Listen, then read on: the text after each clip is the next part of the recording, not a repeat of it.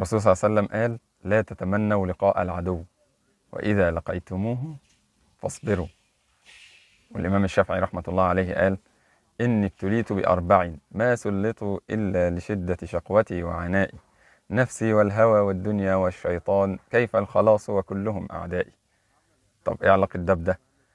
أنت لما تعرض نفسك للفتن، يعني مثلا واحد بطل سجاير، ما تحطش نفسك قدام السجاير أو قدام حد بيشرب سجاير قاصد وتقول أنا بطلت سجاير. ما تحطش نفسك قدام الفتن. لا تتمنوا لقاء العدو. واحد يحط نفسه قدام بائعات الهوى مثلا النساء وكده ويقول لك انا واثق في نفسي. لا، مفيش الكلام ده.